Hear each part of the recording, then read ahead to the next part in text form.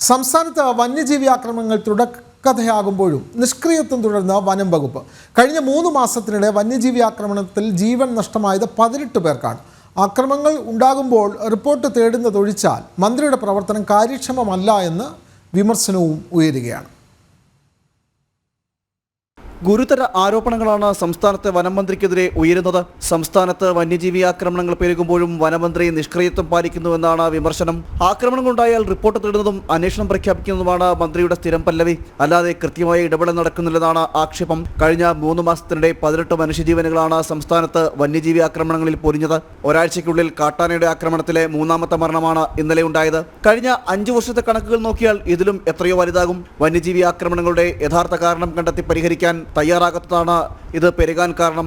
ഓരോ തവണയും വനംവകുപ്പിലെ ഉന്നത ഉദ്യോഗസ്ഥരുടെ യോഗം ചേരുന്നതല്ലാതെ മനുഷ്യ വന്യജീവി സംഘർഷം കുറയ്ക്കാനുള്ള നടപടിക്രമങ്ങളൊന്നും നടത്തിയിട്ടില്ല. ആധുനിക സംവിധാനങ്ങളുടെ അപര്യാപ്തതയാണ് വന്യജീവി ആക്രമണങ്ങളെ പ്രതിരോധിക്കാൻ തടസ്സമായി നിൽക്കുന്നത്. 16,845 കിലോമീറ്ററാണ് സംസ്ഥാനത്തിന്റെ വനാതിർത്തി.